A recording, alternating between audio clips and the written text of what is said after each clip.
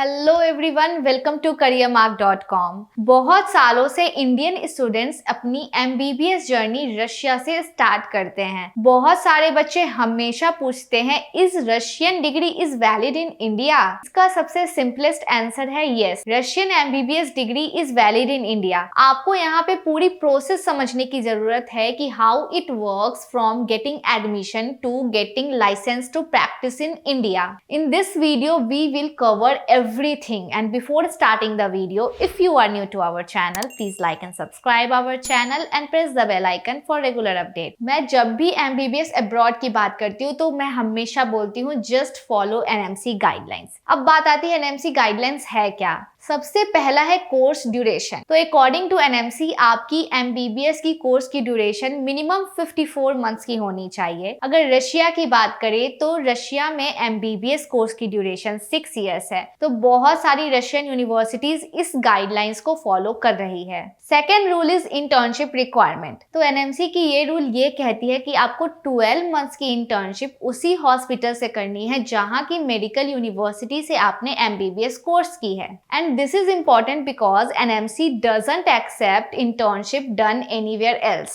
लेकिन अब यहाँ आपको परेशान होने की जरूरत नहीं है। हमारी टीम आपको बेस्ट यूनिवर्सिटी शॉर्टलिस्ट करके देगी ताकि आपको फ्यूचर में कोई प्रॉब्लम ना हो। और अगर आपके दिमाग में कोई भी यूनिवर्सिटी है तो do let me know in the comment section. Rule number 3 is language of instruction. तो NMC की थर्ड रूल कहती है कि आपकी MBBS कोर्स इंग्लिश लैंग्वेज में होनी चाहिए। तो रशियन यूनिवर्सिटी आपको कंप्लीट कोर्स इंग्लिश लैंग्वेज में करवाती है, लेकिन आपको वहां रशियन लैंग्वेज सीखना जरूरी है। ये मैं टेस्ट के लिए नहीं बोल रही हूँ। रशियन लैंग्वेज आपके लिए इसलिए जरूरी है ताकि जब आपकी क्लिनिकल रोटेशन होगी तो आपको पेशेंट से डील करने में आप कंफर्टेबल फील कर सकोगे। और कोर्स खत्म होते ही आपको रशियन सीखना बहुत ज्यादा जरूरी है। ये पॉइंट मैं डिस्कस करूंगी नेक्स्ट पॉइंट में, क्योंकि this point is related to rule number 4। And rule number 4 is foreign license requirement. आपकी MBBS कोर्स कंप्लीट होने के बाद आपको एक एक्रीडिटेशन एग्जामिनेशन पास करना होता है जो कि आपकी रशियन लैंग्वेज में होती है। उसके बाद आपको certificate of medical practice licence in Russia मिलती है। और ये एक बहुत इंपॉर्टेंट स्टेप है when you are planning to practise medicine in India,